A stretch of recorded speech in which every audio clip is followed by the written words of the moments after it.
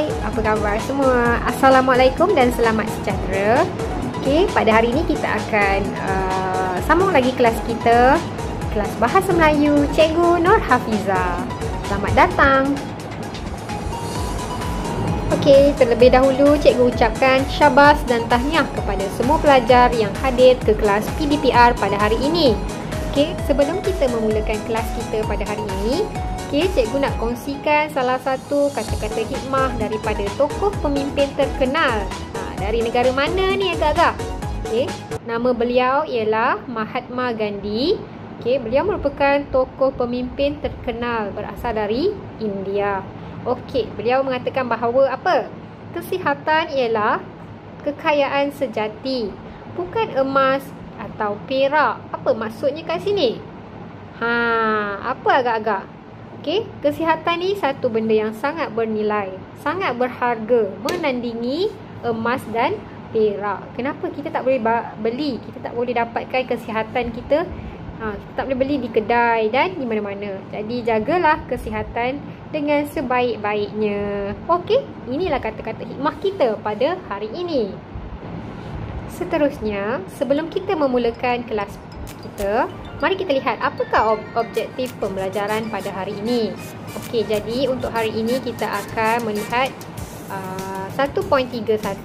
Objektif pembelajaran kita ialah mendengar dan mengkategorikan maklumat yang terdapat dalam pelbagai wacana, bahan bacaan, serta memberikan respons secara lisan dengan betul, tepat dan bermakna mengikut konteks. Jadi kriteria kejayaan kita pada hari ini pula ialah di akhir PDPR nanti, saya harap murid-murid dapat mengkategorikan maklumat yang terdapat dalam wacana tersebut secara lisan dengan betul dan bermakna. Jadi hari ini cikgu akan paparkan satu wacana bacaan, kan? Jadi anda haruslah dapatkan maklumat yang terdapat dalam wacana tersebut. Selamat mencuba. Topik kita agak menarik ya hari ini. Topik kita hari ini ialah tentang kemurungan. Pada pandangan anda, apa idea anda? Apa itu kemurungan? Pernahkah anda mengalami kemurungan?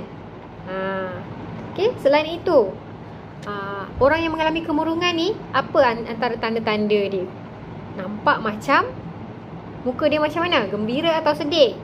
Nampak macam sedih, kemurungan, kan? Jadi, apakah punca kemurungan itu berlaku? Cuba anda fikir-fikirkan. Jadi, pada hari ini kita akan lihat topik tentang kemurungan. Kemurungan ini bermaksud sedih, masyghul, pilu ataupun berasa berduka cita. Inilah maksud maksud kemurungan. Seterusnya kita tengok apakah yang perlu anda tahu tentang kemurungan ni.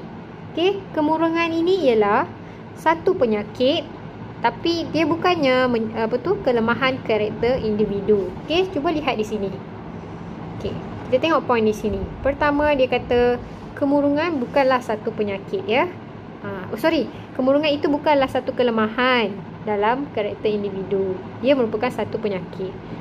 Kemurungan ini akan menyebabkan seseorang mengalami rasa sedih yang berpanjangan. Hari-hari sedih, lama-lama murung. Kemudian yang ketiga, orang yang mengalami kemurungan ni, dia akan hilang minat terhadap aktiviti yang digemarinya. Dia mula rasa tak gembira untuk teruskan hidup dia, kan? Nak buat aktiviti yang dia suka pun dia dah rasa tidak berminat lagi. Jadi kemurungan ni salah satu sikap rasa negatif lah dalam diri kita, kan? Jadi kita kena, kalau boleh, janganlah ada rasa murung tu lama sangat, kan? Seterusnya, nombor 4. Kemurungan ini boleh dialami oleh sesiapa pun. Kanak-kanak ke, dewasa ke, ataupun orang tua pun boleh mengalami kemurungan ini. Kemurungan ini boleh dirawat. Jadi, macam mana nak rawat?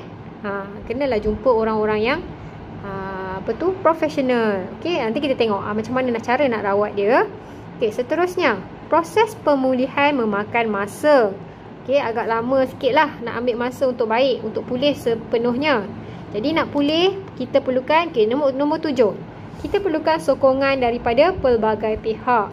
Okey, ibu bapa, keluarga, rakan. Okey, contohnya lah. Okey, untuk memindahkan proses pemulihan tersebut. Dan nombor 8, kemurungan ini ialah tekanan perasaan. Okey, yang menyebabkan kemurungan menjadi lebih teruk. Okey, bila kita rasa tertekan, rasa stres, lama-lama kemurungan ni akan jadi lebih teruk lagi. Jadi, apa yang perlu anda lakukan jika mengalami kemurungan? Okey, di sini ada beberapa tips yang diberikan. Okey, pertama, anda haruslah bercakap atau berkongsi perasaan dengan orang yang anda percayai. So, kita kongsikan masalah ke apa-apa yang rasa dalam hati, kongsikan dengan orang yang kamu percaya. Tapi pastikan orang tersebut dipercayai. Sebab sekarang nanti kalau dia cerita pada orang lain, lagi bertambah murung anda kan. Okey, yang kedua, anda boleh dapatkan bantuan profesional. Daripada siapa profesionalnya? Okey, contoh seperti pegawai kesihatan atau doktor. Kalau di sekolah kita ada kaunselor. Kongsikan. Mungkin mereka akan dapat membantu. Okey, seterusnya yang ketiga. Teruskan aktiviti yang anda sukai atau cari alternatif lain jika aktiviti sebelum ini tidak lagi sesuai. Katakan anda suka bersukan, petang-petang suka pergi main bola. Benda tu akan rasa menggembirakan hati anda. Tapi sekarang dah tak boleh kan? Kita PKP kan? Jadi carilah aktiviti lain yang sesuai. Okey, yang anda suka. Okey, buat aktiviti-aktiviti yang kamu rasa dapat menggembirakan hati kamu. Okey, seterusnya, sentiasa berhubung dengan keluarga atau sahabat anda. Jika mengalami stres, kemurungan, carilah kawan, carilah sahabat, keluarga. Okey, kena sentiasa rapat dengan mereka ni supaya kita tidak rasa keseorangan. Okey, selain itu, anda juga haruslah menjaga makan, minum. Okey, makanlah dengan teratur dan tidur secukupnya. Di sini, okey.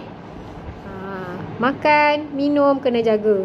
Jangan bila murung, bila sedih, anda tidur sepanjang hari. Lagilah bertambah teruk, kan? Okey, jadi jaga makan, jaga minum dengan teratur. Okey, selain dari itu, bersenam secara teratur. Petang-petang boleh pergi bersenam, okey, supaya badan lebih cergas, lebih segar kan. Dan akhir sekali, elakkanlah pengambilan alkohol atau dadah. Okey, sesetengah orang dia ingat nak menghilangkan rasa stres, nak hilangkan masalah, mungkin mereka akan minum arak ke kan, ambil alkohol. Tapi bila buat perkara-perkara yang itu bukannya menyelesaikan masalah, tapi dia akan menambahkan lagi masalah anda. Okey, jadi elakkanlah pengambilan alkohol atau dadah. Okey, jadi kita dah bincangkan tentang dua perkara. Yang pertama, apa yang perlu anda tahu tentang kemurungan. Okey, yang kedua, kita juga telah membincangkan tentang apa yang kita perlu lakukan jika mengalami kemurungan. Jadi, jika ada tanda-tanda anda mengalami kemurungan tu, kenalah cepat-cepat selesaikan. Cepat-cepatlah rawat. Okey, jangan biar lama dan semakin teruk. Okey, kita tengok tugasan Baiklah murid-murid, jadi selepas kita dah bincangkan sedikit tentang kemurungan tadi, di sini ada sedikit tugasan untuk anda. Jadi, bincangkan idea anda tentang andaikan rakan anda mengalami tanda-tanda masalah kemurungan. Okey, jelaskan langkah-langkah yang perlu anda ambil untuk membantunya. Jadi cuba anda fikirkan, sekiranya anda nampak ada kawan tu nampak termenung, nampak bermasalah. Jadi, apakah yang boleh anda lakukan untuk membantunya? Okey, fikir-fikirkan. Jadi, cikgu nak anda tuliskan jawapan di dalam buku nota panjang. Okey, sekurang-kurangnya 5 langkah. Okey, 5 langkah. Okey, jadi jangan lupa siapkan tugasan ini pada hari ini juga dan hantar kepada cikgu melalui Telegram.